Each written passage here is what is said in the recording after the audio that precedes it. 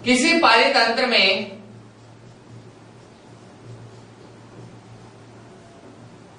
उपस्थित विभिन्न खाद्य श्रृंखलाएं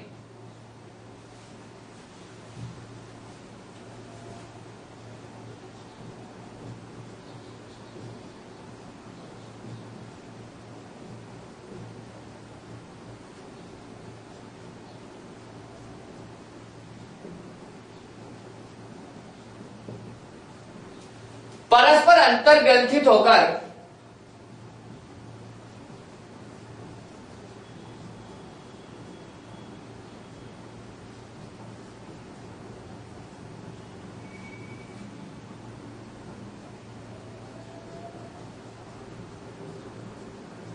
एक जाल का निर्माण करती हैं।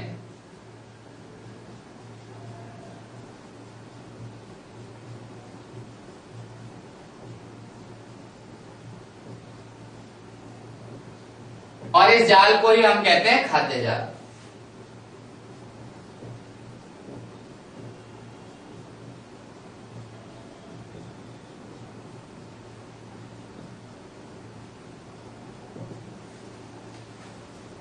पारितंत्र में खाद्य जाल होने का क्या फायदा है? तो ध्यान दें कि पारितंत्र में एक से अधिक खाद्य श्रृंखलाएं जब जाल के रूप में होती हैं, तो सबसे जो महत्वपूर्ण जो फायदा हम बात करें खाद्य जाल का, वह है कि एक से अधिक रास्ते बन जाते हैं, पथ बन जाते हैं, वैकल्पिक पथ, जिसके कारण से अगर हम कहें कोई भी पारितंत्र है और उसमें कोई जंतु अगर गायब हो जाए, कोई जैविक घटक गायब हो जाए, तो भी पारितंत्र नष्ट नहीं होगा। जैसे हम एक उदाहरण देखें, यदि हम कहें घास पारितंत्र में केवल एक ही खाद्य श्रृंखला होती, घास को खरगोश खाता है और खरगोश को सीधा शेर, यह एक खाद्य श्रृंखला, छोटी सी खाद्य श्रृंखला। यदि हम कहें तो हम कहेंगे कि यह प्रथम पोषी स्तर है, यह द्वितीय पोषी स्तर है, यह तृतीय पोषी स्तर। हम कहते हैं पारितंत्र में केवल यह एक ही, घास के मैदान में, घास पारितंत्र में केवल एक ही खाद्य श्रृंखला है। सोचा जाए, ऐसा होता नहीं है लेकिन सोचा जाए, यानी शेर खरगोश को ही भोजन के रूप में ग्रहण कर सकता है और खरगोश घास को ग्रहण करेगा। हम यदि कहें कि खरगोश यदि मर जाएं, पारितंत्र में उपस्थित घास के मैदान में, जंगल में खरगोश जो है वे मर जाएं, तो ऐसी स्थिति में क्या शेर जीवित रहेंगे? नहीं। उसका कारण है क्योंकि यह तो केवल एक ही रास्ता है, लेकिन हम जानते हैं खाद्य जाल में एक नहीं अनेक रास्ते होते हैं। सोचें कि यदि खरगोश मर जाए और हम बात करें अब खाद्य जाल की, तो यह भी हो सकता है कि भाई खरगोश को हिरण भी तो खाता है और घास को हिरण भी तो खाता है, और हिरण को शेर भोजन के रूप में ग्रहण कर सकता है। तो ये दूसरा रास्ता हो गया। या फिर यह भी कह सकते हैं कि घास को खरगोश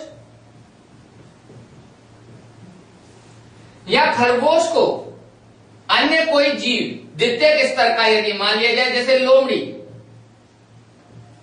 और लोमड़ी को फिर शेर भोजन के रूप में ग्रहण कर ले, तो ऐसी स्थिति में एक से अधिक खाद्य श्रृंखलाएं आपस में मिल जाती हैं। जब तब सबसे जो महत्वपूर्ण जो लाभ होता है वह यही है कि यदि पारितंत्र में एक जीव गायब हो जाए तो उससे पारितंत्र पर कोई विशेष प्रभाव नहीं पड़ता।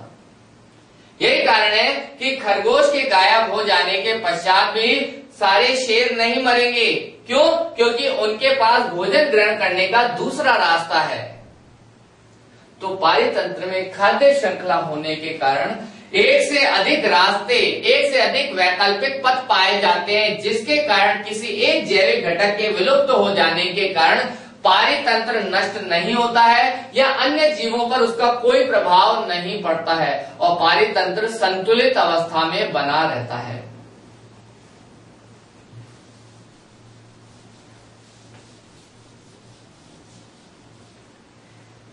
जब हम पारितंत्र की बात करते हैं तो जानते हैं कि पारितंत्र विभिन्न प्रकार के होते हैं। तो एक महत्वपूर्ण बिंदु के बारे में जब बात करते हैं तो हम जानते हैं महासागर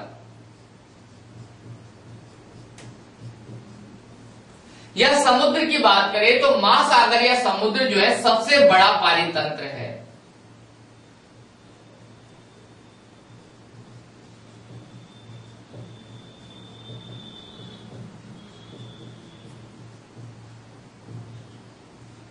और महासागर या सबसे बड़ा पारितंत्र जो है यह कभी भी नष्ट नहीं होता।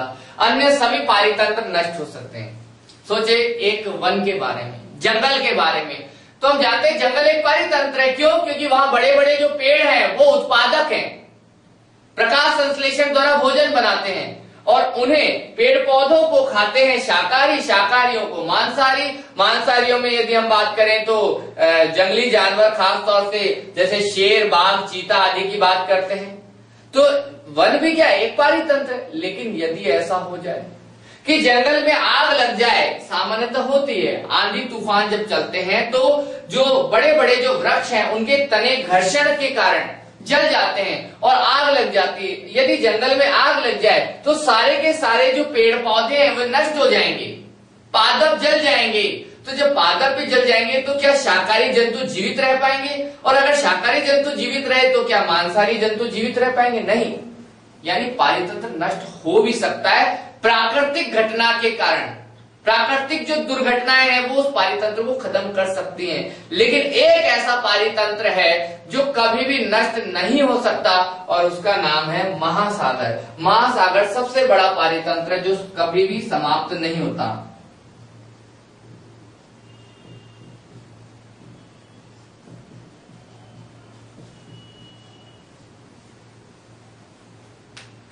तो हमने देखा खाद्य श्रृंखला और खाद्य जाल के बारे में, और खाद्य जाल के बारे में यही बात की कि खाद्य जाल का होना जरूरी है ताकि पारितंत्र स्थायी बना रहे।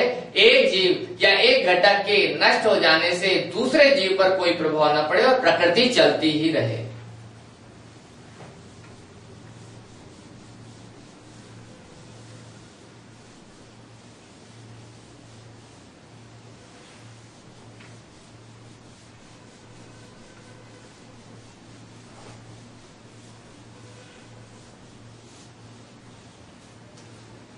अब हम बात करते हैं कि पारितंत्र में ऊर्जा का प्रवाह किस प्रकार से होता है।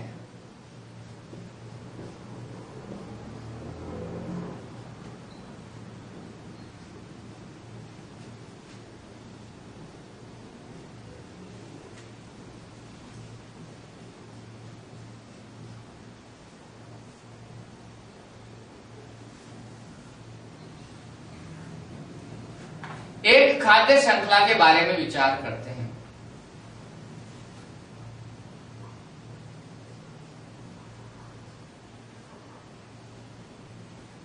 घास,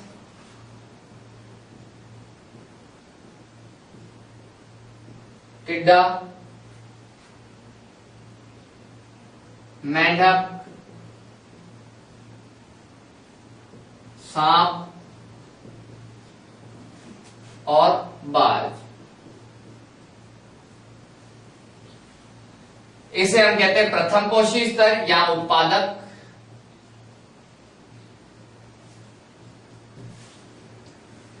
दूसरा प्राथमिक उपभोक्ता।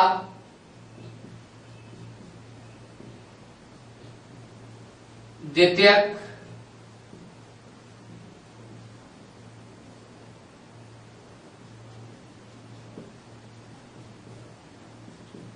यानी तृतीय पोषी स्तर, और यदि सांप और बाज की बात करें तो वो तृतीय पोषी स्तर, क्योंकि ये चरम में आते हैं और हम इन्हें T3 और T4 यानी चौथा और पांचवा पोषी स्तर बताते हैं। हम जानते हैं पौधे जो हैं जब प्रकाश संश्लेषण करते हैं तो उन्हें ऊर्जा कहां से मिलती है? तो हम जानते हैं सूर्य से। तो सूर्य से जो प्रकाश पौधों पर गिरता है उस प्रकाश का कुछ प्रतिशत भाग ही पौधों के अंदर प्रकाश संश्लेषण में काम आता है और पौधे उस प्रकाश ऊर्जा की सहायता से भोजन का निर्माण करते हैं। यदि हम कल्पना करें कि जो घास है या हरे पौधों में प्रकाश संश्लेषण की प्रक्रिया द्वारा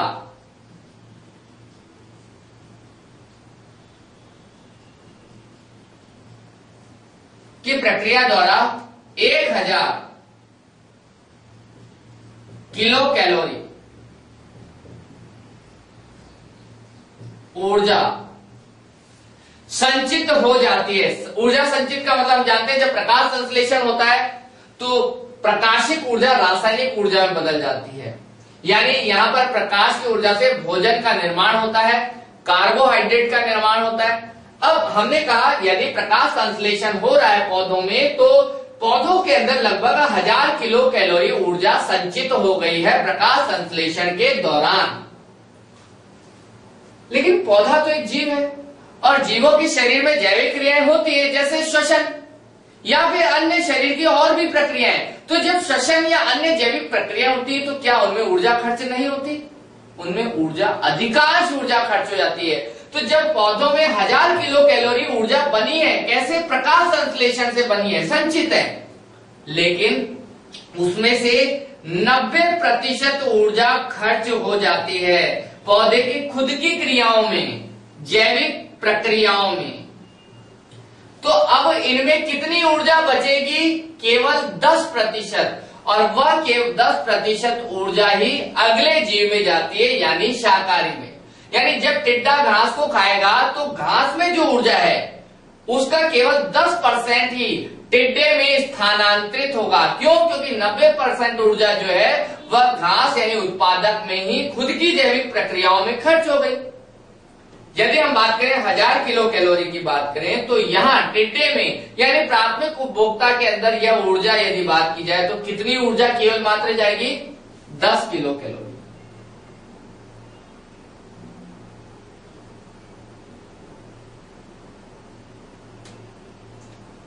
100 किलो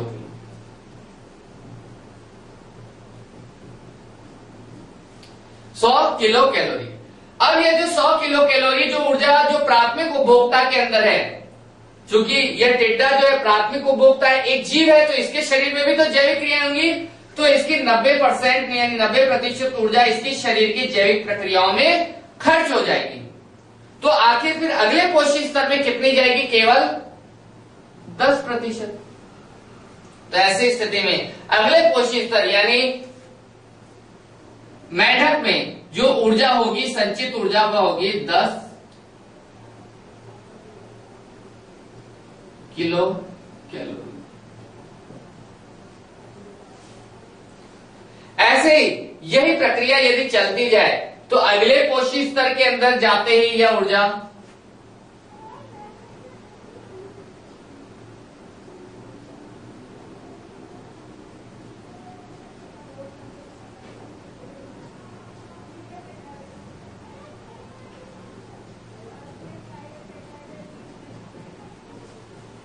इस प्रकार से एक पोषी स्तर या एक जीव से दूसरे पोषी स्तर में जब ऊर्जा जाती है तो केवल मात्र 10% ऊर्जा ही अगले जीव में जा पाती है। 90% ऊर्जा तो खर्च ही हो जाती है। और इस नियम को कहा जाता है 10% ऊर्जा स्थानांतरण का नियम।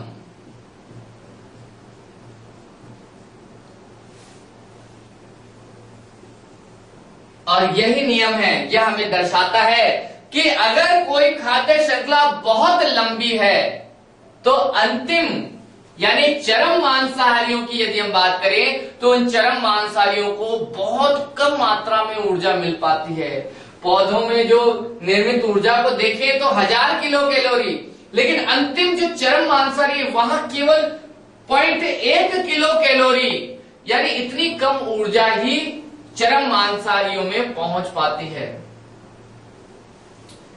इसीलिए खाद्य श्रृंखला 4 या 5 पोषी स्तर से अधिक नहीं होनी चाहिए, अन्यथा अंतिम जो पोषी स्तर यानी चरम जो उपभोक्ता होते हैं उन्हें भोजन का बहुत कम अंश ही मिल पाता है।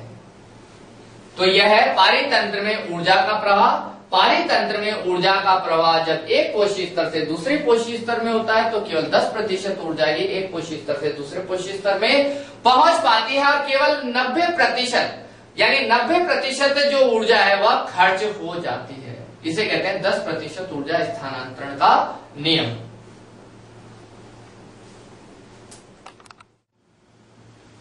पारितंत्र में जब हम खाद्य श्रृंखला की बात करते हैं तो हम एक बात जानते हैं कि पारितंत्र में ये जो जैविक घटक है इन्हें एक नाम से जाना जाता है जिन्हें हम कहते हैं पोषी स्तर। और इन पोषी स्तरों को दर्शाने के लिए कुछ विशेष प्रकार के आलेख बनाए जाते हैं, और उन आलेखों का हम अध्ययन करेंगे पिरामिड या पारिस्थितिक स्तूप के रूप में।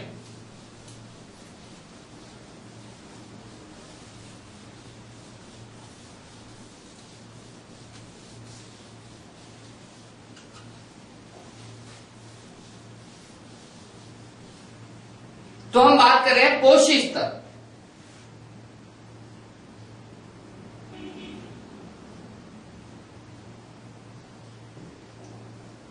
तो पोषी स्तर से तो तात्पर्य है कि किसी भी खाद्य श्रृंखला में पाए जाने वाले जितने भी जीव आ रहे हैं, चाहे वो उत्पादक हो चाहे वो उपभोक्ता, उनको हम कहते हैं पोषी स्तर।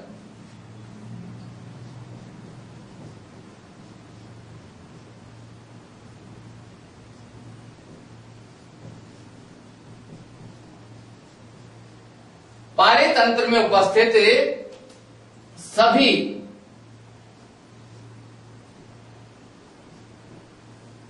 जीव जो खाद्य श्रृंखला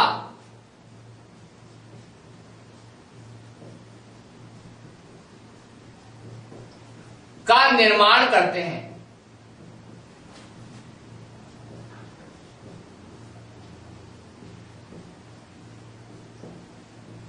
उन्हें हम कहते हैं पोषी स्तर।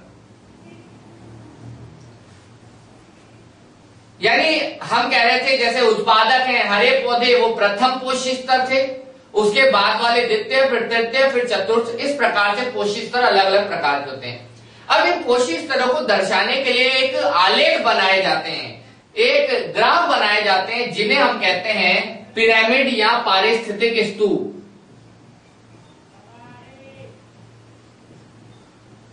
पिरामिड या पारिस्थितिक स्तूप।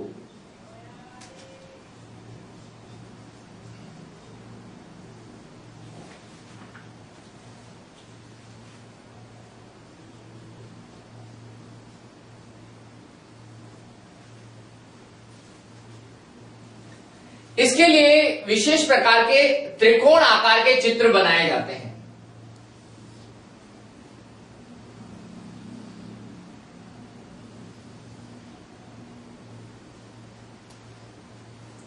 जिनमें यदि हम इसे कहेंगे त्रिकोणाकार या त्रिभुजाकार यदि ये चित्र है तो इसमें जो निचला जो भाग होता है या उत्पादकों का माना जाता है और ऊपरी भाग जो होता है वो क्रमशः उपभोक्ताओं का माना जाता है।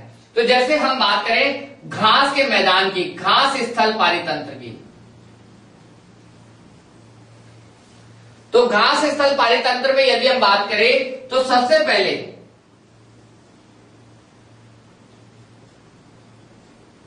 घास यानी उत्पादक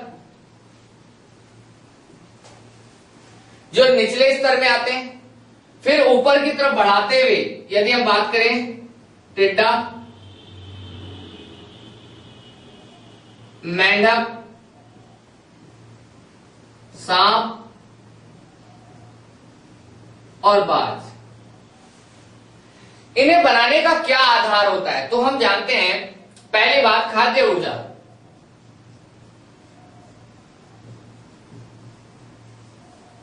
खाद्य ऊर्जा को हमने देखा कि भाई जब प्रकाश संश्लेषण की प्रक्रिया होती है तो पौधों में प्रकाश संश्लेषण द्वारा भोजन बनता है, वह भोजन जो है पौधों में संचित है, तो पौधों में सबसे ज्यादा ऊर्जा होती है, क्योंकि हम जानते हैं हर एक पोषी स्तर से दूसरे पोषी स्तर में ऊर्जा कम होती जाती है। इसीलिए उत्पादक जो है वे निचले स्तर पर है, पिरामिड का चौड़ा हिस्सा बना रहे हैं। लेकिन अगर हम सोचे टिड्डे में उससे कम ऊर्जा जाएगी, मेंढक में उससे भी कम ऊर्जा जाएगी, सांप में उससे भी, और सबसे कम बाज में। तो ये जो पिरामिड है ज्यादातर ऊर्जा, अगर हम बात करें ऊर्जा के आधार पर बनाया गया पिरामिड मान सकते हैं इसे। तो सबसे ज्यादा ऊर्जा जो होगी उत्पादकों में होगी, और हम इन्हें जैसे प्रथम पोषी स्तर, द्वितीय पोषी स्तर, तृतीय पोषी स्तर, चतुर्थ पोषी स्तर और पांचवा पोषी स्तर इस प्रकार से दर्शा सकते हैं। यह जो पिरामिड जो दिखाया जा रहा है ऊर्जा के आधार पर है, और ध्यान रखा जाए ऊर्जा के आधार पर जो पिरामिड बनाए जाते हैं वो हमेशा ऐसे बनते हैं, इन्हें हम कहते हैं सीधे पिरामिड।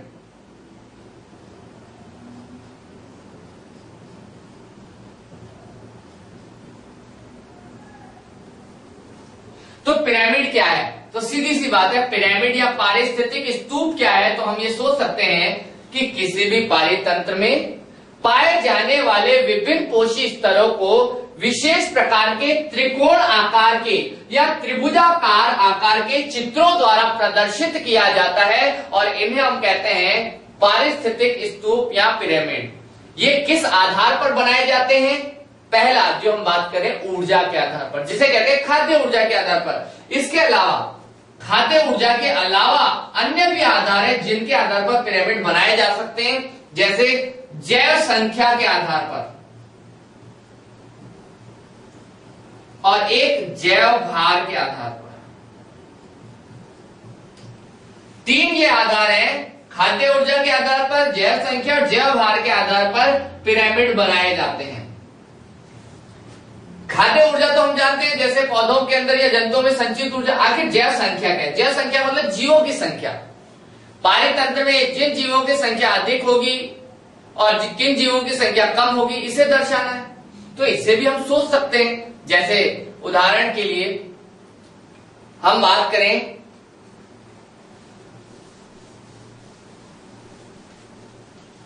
ये तो ऊर्जा के आधार पर पिरामिड है, और ये हमेशा सीधे होते हैं। सीधे का मतलब नीचे से चौड़े और ऊपर से सक्रिय होते जाएंगे। लेकिन यदि हम बात करें जैसे जैव संख्या, संख्या का मतलब है किसी भी पारितंत्र, पारितंत्र का मतलब है एक क्षेत्र जहां पर जीव रहते हैं, तो उस पारितंत्र में जीवों की संख्या किसकी ज्यादा है किसकी कम। सोचें घास स्थल पारितंत्र में उत्पादक यानी हरे पौधे जो होंगे वो सबसे ज्यादा होंगे। तो ऐसी स्थिति में इसका पिरामिड का नीचे वाला हिस्सा सबसे चौड़ा होगा। या फिर हम बात करें उन्हें खाने वाले जो शाकाहारी होंगे उनकी संख्या कम होती चली जाएगी। उत्पादक सबसे ज्यादा,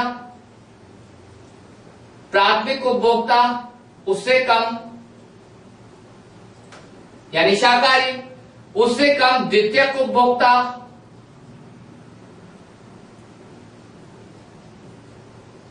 और सबसे कम तृतीयक।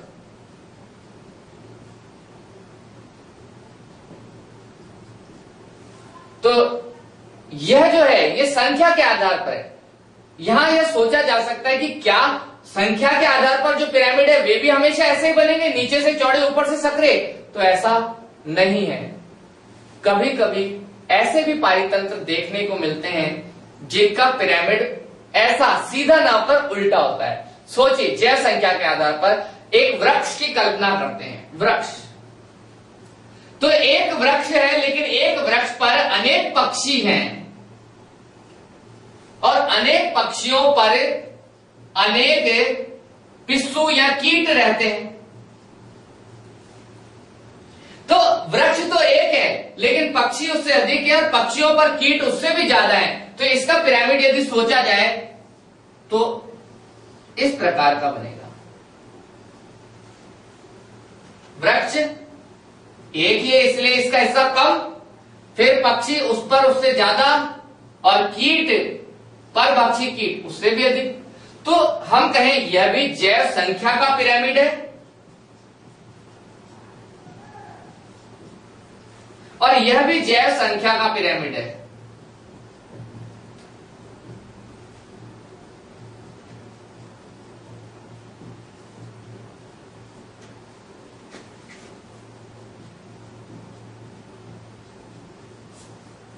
लेकिन इनमें जो अंतर हमें दिखाई दे रहा है वह यह है कि यह सीधा है और यह उल्टा है।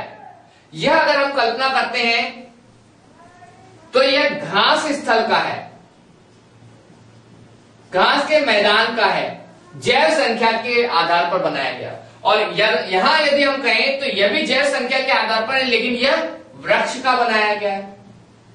तो वृक्ष पारितंत्र का जैव संख्या पिरामिड जो बनाया जाता है जीवों की संख्या के आधार पर वो उल्टा होता है, लेकिन घास के मैदान में यह सीधा होता है। ऐसे ही जैव भार के आधार पर पिरामिड बनाए जाते हैं। तो ये पिरामिड की हम बात करते थे कि पिरामिड या पारिस्थितिक स्तूप किसी भी आधार पर 3 आधार बताए हैं, खाद्य ऊर्जा, जैव संख्या और जैव भार। जैव भार का मतलब शरीर के अंदर उपस्थित जो कार्बोहाइड्रेट, प्रोटीन आदि जो शुष्क भार है उसके आधार पर। तो जब पिरामिड बनाए जाते हैं तो वे पिरामिड होते हैं अपेक्षाकृत त्रिकोणाकार, त्रिभुजाकार आकृति के, और इन्हीं के आधार पर पारितंत्र को दर्शाया जाता है चित्रों के रूप में।